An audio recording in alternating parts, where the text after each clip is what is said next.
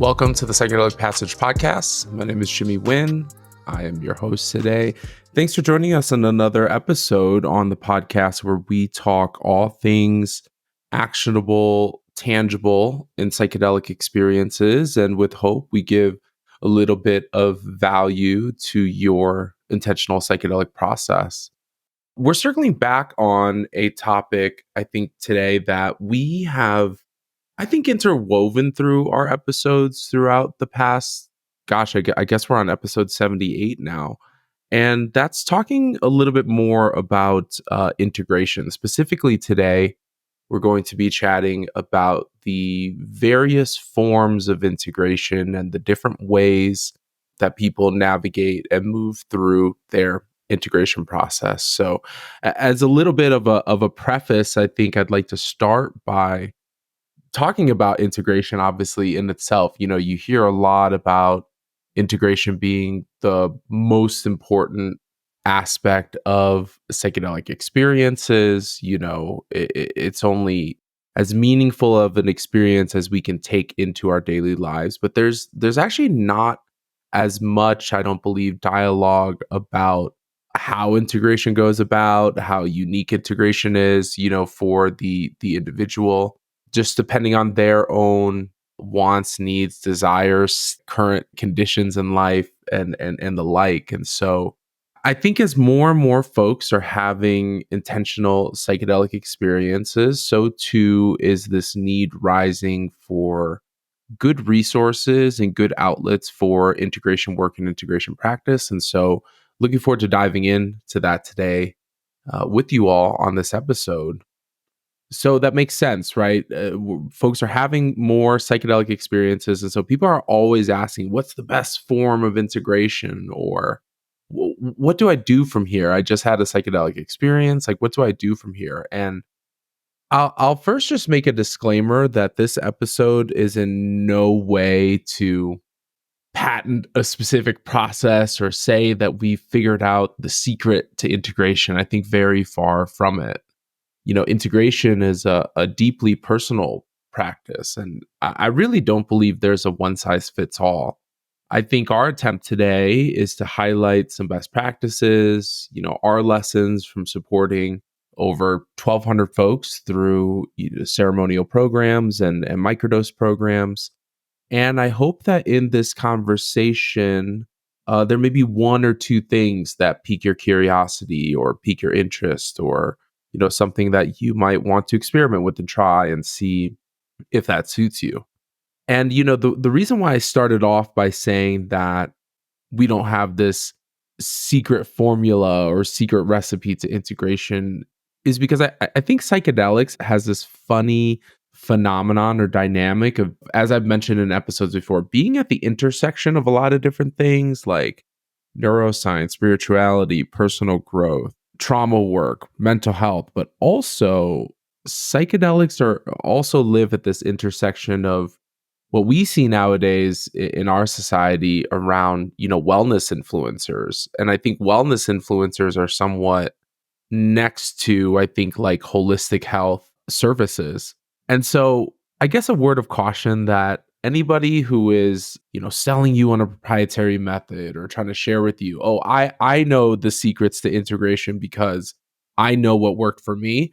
I just offer folks to have a little bit of caution. Do your due diligence and really explore to understand whether, this individual you're working with, whether it's a facilitator, a guide, a service provider, some other licensed, individual, has your best interest in mind. Because I think it's very easy for folks to go through integration, they find what works for them, and then they're like, oh, well, this must be what integration is like. If it worked for me, then it should universally work for other folks. Well, there's more to it than that. I think that there's cultural considerations. I think that there's identity considerations. There's life history stuff. And so integration is actually a little bit more challenging, I think, to navigate. And the other thing that I'll mention before we jump into, some of those best practices that I had alluded to is that integration is much more than talk therapy.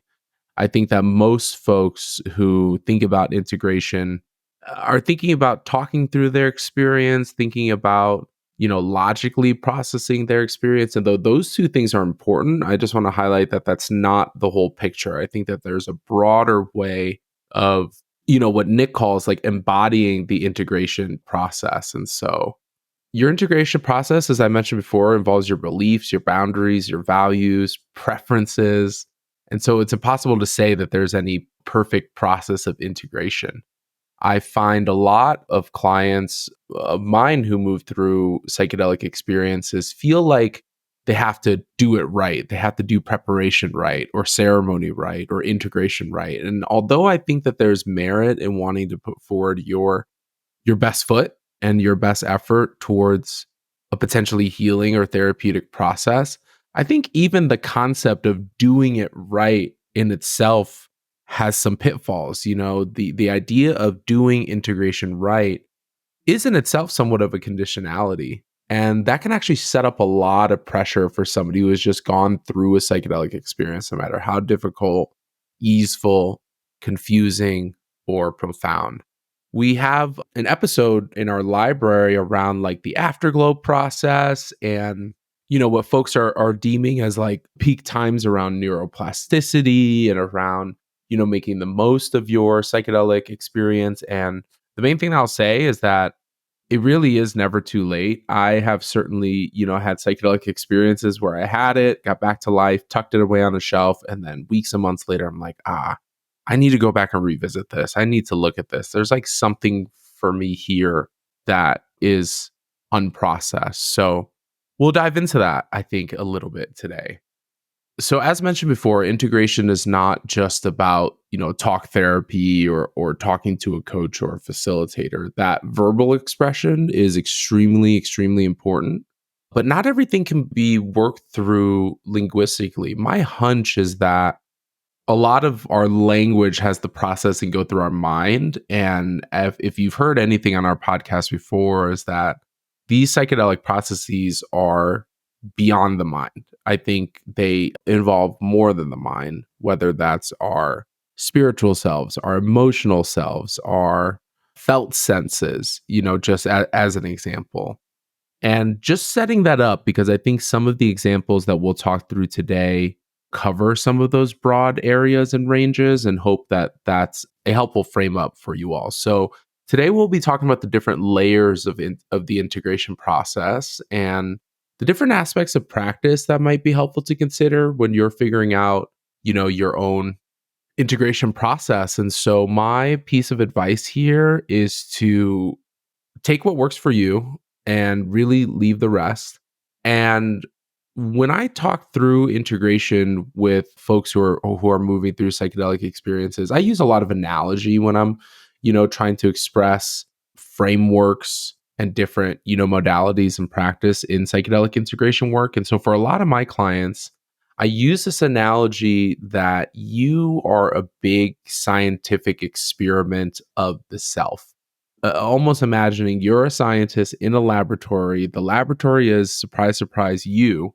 And you're testing hypotheses. You're seeing what may work. You're seeing what may move you in the direction of your intentions. And so, with any scientific process, most scientists would be open to all of the different outcomes and possibilities without ruling them out due to bias before you go and test them. That broadens your range of what might be useful, helpful, and available to you in the psychedelic experience. And when I think about this and I dive all the way down to the core of what is integration really, I think on the surface, it's about, okay, processing psychedelic experiences, integrating it into our everyday lives. Sure, that makes sense. But I think there's something more to that. So I was ruminating on this a little bit before recording this episode. And what I arrive at with the real goal of integration, ultimately, it's to develop and maintain a healthy and loving relationship with yourself. I feel like by saying that, that is pretty universal, regardless of if you're moving into a psychedelic experience to relieve a mental health issue, or to process some trauma or grief, or to discover yourself a little bit more in your identity or to show up better in the lives of others. And so I think that developing that and maintaining a healthy and loving relationship to yourself ultimately to me is the key to any integration process, because this can be a messy process when you are doing an internal dive into possibly parts of yourself that you, let's say, for example, are ashamed of, or parts of yourself that you dislike or have an unhealthy relationship with.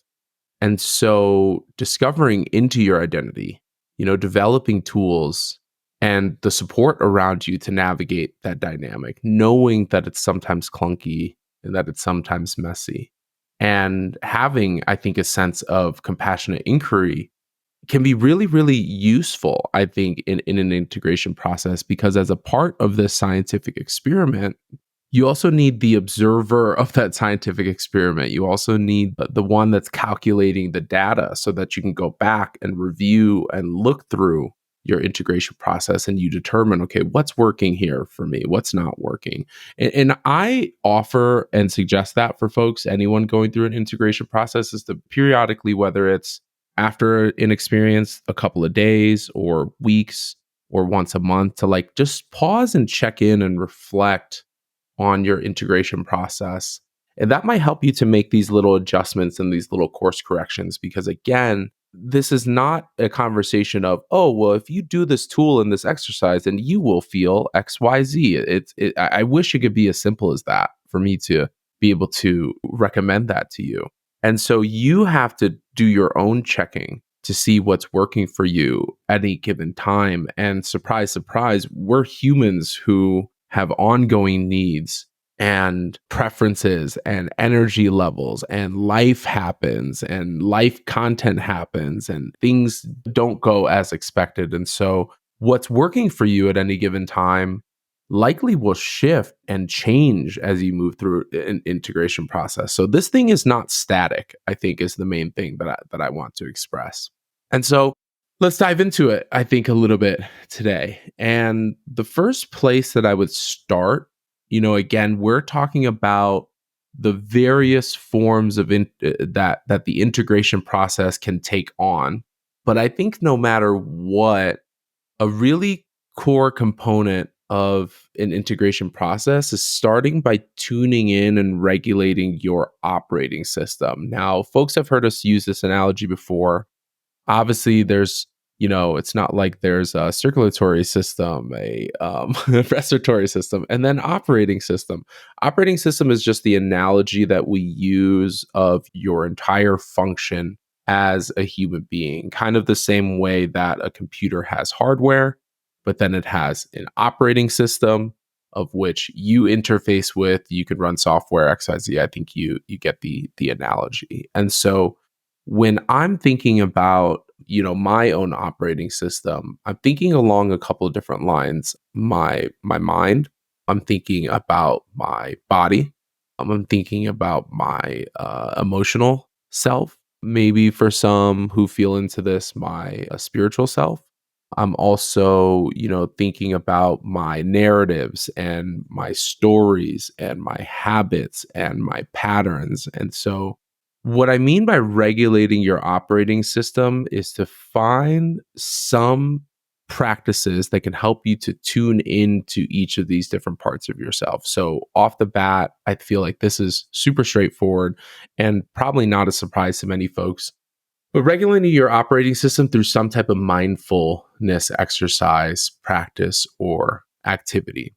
I think that mindfulness, by the way, is somewhat of a elusive or vague term for folks. I think that mindfulness is practiced in a lot of, different ways. But for the context of this conversation, I would define mindfulness, and this is not an end all be all definition, by the way, but I would really define it as connecting your mind to your senses, your felt senses, which in doing that process connects you more to your noticer or your observer or to your witness. It's pretty interesting. I was having a conversation with somebody the other day and they were like, well, I don't have like a noticer or a listener or an observer. And I shared, well, Have you ever had this moment where you said a thought to yourself or said something to yourself and asked yourself a question? And they're like, yeah. I was like, well, if you're saying it internally in your mind that and you're receiving the information, that means that there's a part of you that's listening. There's a part of you that is noticing or observing or even maybe responding. I think that developing that noticer is so important as a foundation of this, because it's that noticer, I think, who is going to notice your narratives and stories, that noticer who is going to check in with your habits and patterns and see if that's aligning with your intentions or the type of life that you're wanting to live currently. It's going to be the noticer that's feeling what's going on in your body, especially around somatic work. It's going to be that noticer who is tuning in with your emotions. And so I think this mindful aspect is really helpful. And I suggest, some type of daily activity revolving around this. So that can be breath work, meditations, guided meditations and exercises, affirmations, spoken word affirmations. There's also, noticing exercises like the Heart of the Rose meditation. This can be meditative music. I think you're getting the point. But I think spending a little bit of time each day around mindfulness is a really, really great place to start. I think the second piece of regulating your operating system is to take kind of those same principles and tools and tapping into your emotions. I know that this is hard for many folks, and I think what's really key here is to give yourself permission to feel it. That's so important, especially with folks who are having, really challenging experiences post, psychedelics, where they're feeling actually an exacerbation of a lot of the symptoms and felt effects of whatever's going on in their life. They're feeling it more acutely when maybe their intention was to go in and find some relief from those things. But I don't want to oversimplify this, but that may be a process of actually emotional release and trauma release. We've talked about the work of Peter Levine in the past, and I'm reminded of that, as I'm speaking here. And again, I like to use analogies. I like to use things that are simple and easy to remember that can evoke these large ideas or these large processes. These aren't mine. I didn't invent these or make it up, but I'll share two things that are extremely helpful for me when I'm talking about feeling into my mindfulness, tapping into my emotions. One is you got to name it to tame it, which I think was I think that was coined by a mental health professional sometime back in the 90s. So name it to tame it. Like, can I name this feeling or this thing or this discomfort or this whatever dynamic that's going on in my life? So name it to tame it. The second one that's related to this emotion part is you got to feel it to heal it. And I think one of the issues with, the way that we engage with substances and mental health is that so much of it is about alleviating the feeling or blocking the pain or the grief or the trauma associated to the feeling, where in all of my years of psychedelic work, time and time again, I'm being led to know that it's actually feeling those things fully that give you this process of releasing it or potentially, healing from it. Now, then that leads to something that we'll chat about later, which is how do you set yourself up with a good system of support and a good environment of safety for you to be able to feel it? Because that's not going to be an easy process. And I really acknowledge that. So, okay, regulating your operating system, we're talking about mindful exercises. We're talking about, the emotion self and the emotion body. I think other really straightforward things is some type of physical activity every day, every other day, a couple of times a week, just moving your body in any way that you can, whether that's getting a stand-up desk, going on a walk, joining a dance class. Like, there's so many different ways, but just having a good sense of physical activity can be helpful, because another part of this idea of regulating your operating system is just ensuring that all of these parts of yourself are working in alignment, I think are working in unison.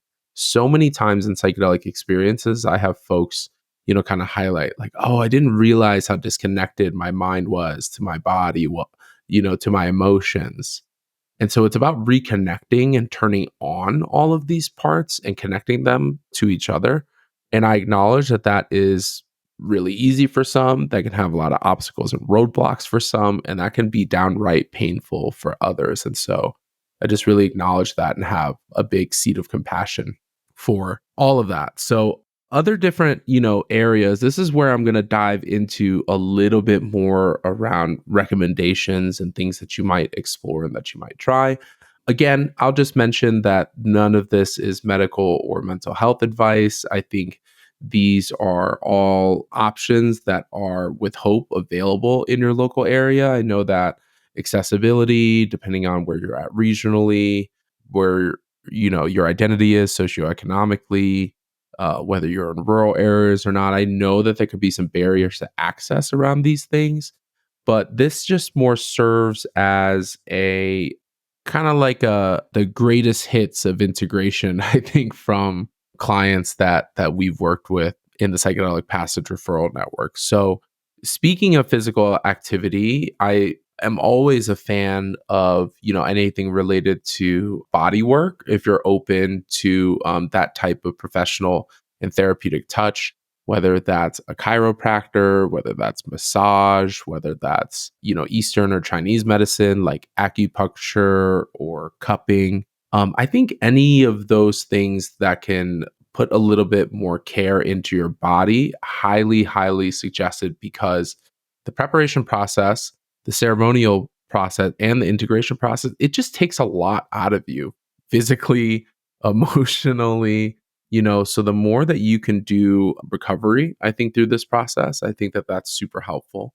Related to mindful processes, but also I think this is a bodily process as well. But I've heard a lot of really good things around sensory deprivation tanks, especially post psychedelic experience, where you're coming out of an altered state of consciousness and then you're coming back into a world that generally has just a lot of stimuli. It has a lot of information, a lot of data, a lot of things for your being to consume. And so being able to limit and lower that stimuli via things like sensory deprivation tanks, or even like Epsom salt baths in your own private space, can go a really, really long way.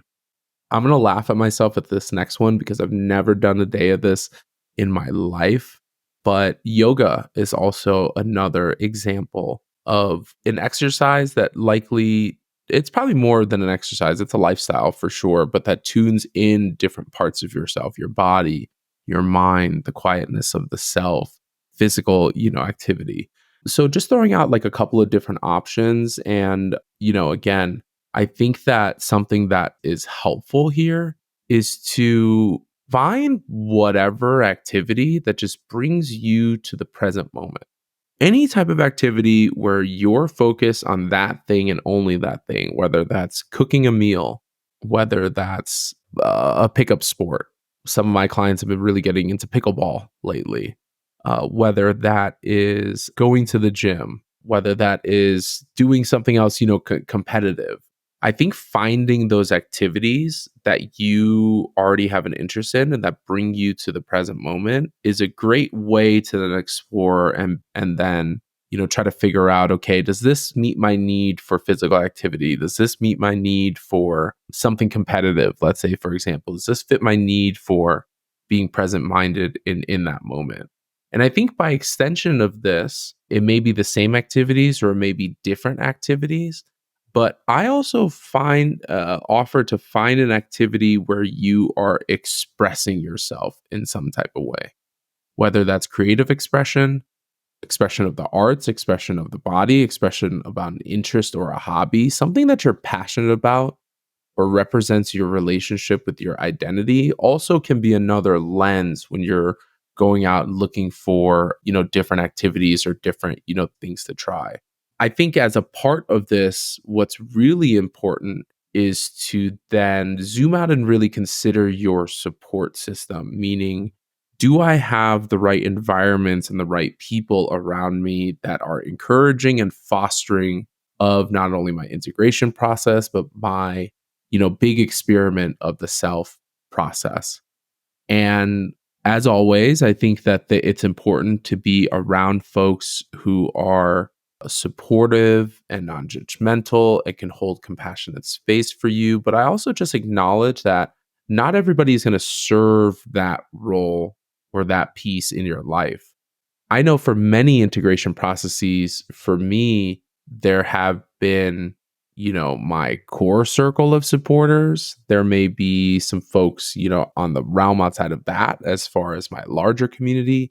And then there may be just folks that are, in my network or in my community or a part of an activity group or a part of a social, circle that may not know directly about what's going on in my integration process or my psychedelic experience, but still feeling into that sense of larger community may be helpful there. And so I kind of deem that as like direct support versus indirect support. And what I mean by that is that your direct support should for sure be folks that you can go to and can confide in, folks that can hold that safe, supportive, non-judgmental, space, that compassionate space. That's direct support. But then indirect support might be that really friendly person at the gym that you have good conversations with, or that person that you see every day at the coffee shop or the grocery store or something that feel like are part of your community, but maybe you don't have that close connection with, for you to be able to need to call on them like that in that personal way with your direct support. So talking about community engagement, I acknowledge that there are folks out there who don't have a good foundation of community. It's really hard. We're just humans. We got a lot of life stuff going on. You know what I mean? It is really hard to go and connect with others. And I think some great places to start, if you are an individual who's feeling like you're lacking in this area, is to maybe start with some online groups, whether it's a support group or a community group. It can be non-psychedelic related things like, again, activities, hobbies, sports, whether it's an identity or affinity group. The website meetup.com, I think, is a really, really helpful space here. I think that, again, this can be psychedelic or non psychedelic, but I think starting out by just putting yourself out there a little bit and engaging with the world and the people around you, that's a really, really, really helpful part of integration. Before I knew much about, formal integration practices or the process around it, I had so much benefit and meaning post psychedelic experiences just being around people that I cared about and being around people that I liked to be around with. We weren't diving into my stuff or having a formal like integration process, but over time, just being with people and with folks, people who maybe felt safe, maybe felt comfortable, maybe felt okay in being myself, I think is huge, huge in that regard. So this next part I think is interesting because I was saying that the integration process is not just relegated to talking, but I was also highlighting that that talking process or that linguistic process is really important. The reason why I bring it up now is as I talk through different types of therapy and counseling, some of these by nature will involve, talk therapy. I think that it's worth mentioning that there are a lot of different modalities of talk therapy. I think that there are a lot of different modalities of therapies that don't use verbal linguistics as like the main base to it. And so this is somewhat an accumulation of potential therapies that we found to be really great adjuncts to psychedelic work, meaning that they are very compatible generally with intentional psychedelic experiences and processes. The first one you've heard us mention quite a bit is, somatic therapy. I think what's generally termed as like somatic experiencing. So that can be something that you can search as like a skill set or a modality of different mental health professionals. One thing that I actually think is extremely overlooked in this world is art therapy. I think art therapy is overlooked in general, and it can be a really great adjunct to psychedelic experiences. I think that by nature with psychedelics, A lot of the experiences that I've had sometimes come in symbols or imagery or, design and patterns. And so that's not something that you can verbally describe all the time. But being able to make a piece of art, to be able to creatively express yourself, to be able to go through some type of a creative process, I think can sometimes be cathartic for folks. I think sometimes can help to connect the dots and draw meaning. So, art therapy as a version of psychedelic integration, I am a huge, huge, huge fan of. These next ones are, I think, related to just different types of like mental health and therapy practices that I've seen to be, fairly compatible with psychedelics. Now, again, you have your own sovereignty. Please do your own due diligence and your research to find out if there's a therapeutic model that works for you. EMDR, which is an eye movement and light based therapy that I found to be extremely helpful for folks with unprocessed trauma. There's also somewhat of a newer therapeutic modality called internal family systems, IFS, that a lot of facilitators in our referral network, a lot of individuals who move through psychedelic processes are speaking very highly about. And what's worked really well and personally for me is more Jungian oriented therapy. That's Carl Jung and his philosophies there, and that is sometimes related or called like parts work or shadow work or archetypal therapy. Those ones have been really, really massive and helpful for me to use a framework that, oh, there are all of these different parts of myself that are working in conjunction, AKA your operating system to a degree.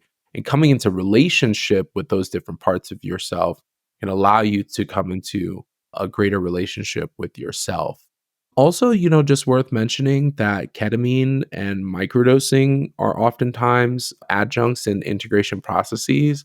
When I think back on my clients who are moving the closest towards their intentions and goals, stripping away privilege and access and means and all of that, I think that there is a corollary to folks doing ketamine sessions in addition to their integration process and ongoingly. The same with microdosing, psilocybin. So just some things to consider there too. I think the last piece of advice that I have here, I'm talking through all of the different ways that integration can look, and I hope that this is an inspirational, set for you to have some curiosity, maybe have some courage to go out and try, a couple of things. But I think that one of the most overlooked parts of integration is that you got to let life happen a little bit. I think that so many people are in practice mode or they're in like student mode that they forget to go out and actually play the game. They forget to go out and actually live life. And in that living a life of new experiences or however you define living your life, whether that's having meaningful relationships, working towards building something, going out and having novel new experiences, going out and supporting others, volunteering, working, whatever it is, those are helpful in processing through integration because those are all comparison points.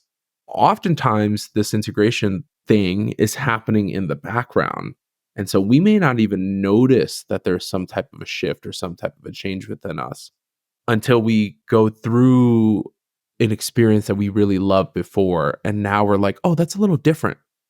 You know, I have much more of an appreciation to go out and see a sunset or a sunrise or go camping or ski. These are obviously examples from my own life. This is feeling a little different. I'm wondering why that's feeling different. And if you have a good support system around you, people that you can go through and talk to, if you have a good sense of regulating your own operating system and checking in with yourself and having that experiments of yourself and being honest with yourself and observing yourself, I think that that can set you up with just a good navigational system in which to work through your own integration process. So, I hope that those things are helpful for you here today. For anybody who is considering a psychedelic experience or just recently had one and are wanting to explore new ways of integration, or maybe you're feeling a little stuck in integration, and maybe this can bring up some thoughts and ideas for you. So thanks for being here, with me today. As we wrap up this episode, I do want to share a couple of testimonials. Really, this is to give accolades to our entire team here at Psychedelic Passage. The Nick and I, our co-founders, were just two individuals as a part of this larger community, really out there to try to directly serve and be of value to folks in the psychedelic space. So this one individual who went through a ceremonial program wrote, I had a lot of confidence going in because of the reputation of this group, and everything went smoothly from the initial call with Psychedelic Passage through the program and ceremony day and after. Another individual wrote, I'm very grateful to the co-founders and for the Psychedelic Passage podcast and information that continue to bring me new understandings of the plant and fungi medicines and how it works. So again, this is a really, really big shout out to our team. This is a big shout out to our community. Sometimes it's easy for us to forget that all of the work that we are striving to accomplish is actually directly supporting folks out there like you. Thank you so much. That wraps up our episode. You can get episodes of the Psychedelic Passage podcast really anywhere you find podcasts. We primarily put this up on Apple Podcasts, Spotify, and then the videos on YouTube. And we look forward to seeing you again next week. Thanks.